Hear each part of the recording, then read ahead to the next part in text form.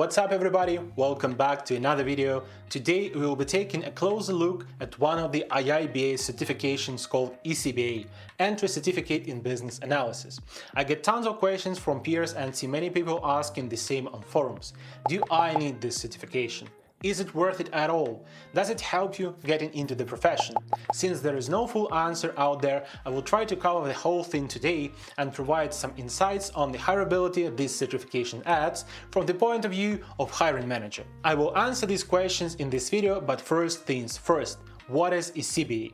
It is a young sibling of CCBA and CBAP certification, and as you may know, CCBA and CBAP focus on intermediate to senior business analysts with 2 years of experience and above. For ECBA, the target audience is students, graduates, and people switching from other professions. Basically, all who take their first baby steps in business analysis. Because of that, compared to other IIBA certifications, the focus is on learning about the profession, techniques, and how to write requirements. Like other IIBA certifications, the ECBA base is BABOK, a business analysis body of knowledge. It's a 500-page encyclopedia written in quite an academic language. Surely students are used to reading lots of books, but you still read the same materials that CCBAs and CBAPs go through, and there is no simplification for aspiring BAs. The good news is that you need to read only through 60% of the book, leaving a huge chunk of really strong stuff for later due to reduced knowledge base for ECBA.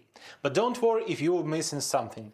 IIBA removed the two most complicated knowledge areas only, strategy analysis and solution evaluation, and you don't need to learn them at the start of your career. You will get to them later in a couple of years, surely, don't worry. What is left is really good stuff that you can really use from day one. So from knowledge point of view, I'd say that ECBA is very relevant to aspiring business analysts. As per exam, it consists of 50 multiple choice questions with one correct answer each. The good news is that if you read through BABOK and really think during the exam, it's almost like a piece of cake. Let's take a look at a couple of example questions provided by IIBA. So the first is about the importance of knowing the role of each stakeholder. We have a couple of answers here, let's go through them. If you already read the BABOK, you will remember that roles are bound directly to responsibilities and hierarchy within the organization. So the answer is obviously B here. Accurate feedback is important, surely, but it's not about the stakeholders, it's about business analysis, maybe performance improvement, or even about collaboration, while question is about stakeholders analysis. Risk tolerance is a strategy analysis part that is mainly excluded from the exam. Finally, project support is about relationship with stakeholders and their attitude towards the project, but not about the official roles. Here is another question for you. This one is about data modeling technique. If you jump into your memory banks and remember the types, you will find out that there is no such thing as enterprise data model. Cool, 3 options left.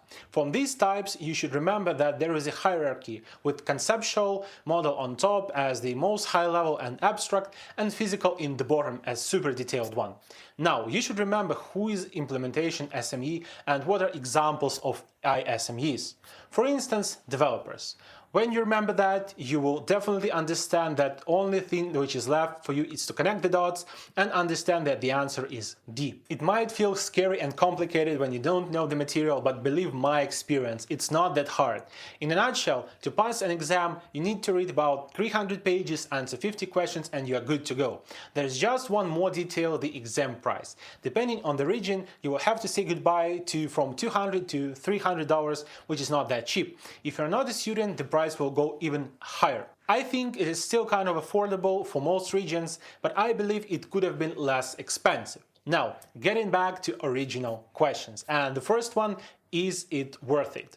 Knowledge-wise, absolutely. Money-wise, ECBA bites. I believe that zero-level certification should cost less and be more accessible. You pay basically for exam here, not for knowledge, because knowledge is free. So price goes for your potentially increased chance of being hired. But if you really want to get an understanding of jobs and skills, you probably should take the ECBA path. The second question is, do you need to visit courses or even endorse education provider before the exam? In my opinion, no.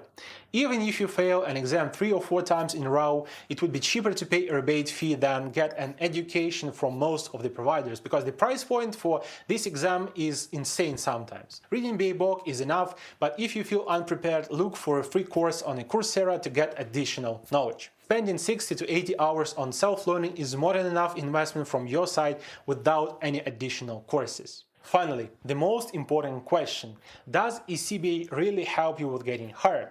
Let me tell you what I think when I see a person with ECBA as a hiring manager. If you have any certification from entry level, this means learning indication, which is good, and that you're ready to invest your time into growth, which is great. Certification will definitely stand you out of the crowd because according to IIBA, only 13,000 people in the world have such certification. But seeing it in your CV, with my interest, my expectations both go up at the same time, potentially making questions more complicated and allowing fewer mistakes related to answering the theoretical part. So this is kind of double-edged sword for you. If you pass with flying colors, I will give you better offer 100%, but if you don't, I will be greatly disappointed. And yes, with such a certification, with great interview results, I will be trying to give you more money at the start. But that's me, CBAP myself, and my point of view. I love learning and I respect those who are dedicated and have an urge for growth. Would it be the same one with another manager? No one knows. So while there is a chance of getting a better starting point with certification, there is absolutely no guarantee. To summarize, I'd say that if you don't have extra money, don't take the exam but take free knowledge. If your situation allows you such an investment, it's great because today's market is so tough, you should take any chances you could. Anyway, this is my take on ECBA certification and how helpful it is. I hope that I answered your questions about ECBA, which will positively impact your career. If you have more thoughts on the topic, please share them in comments. I'd love to have a discussion with you. Thank you for watching, I really appreciate it. And if you like content I create and you want to support this channel, find a link to buy me a coffee in the description. Be sure to like and subscribe if you want to catch future content on this channel, and I will see you in the next video.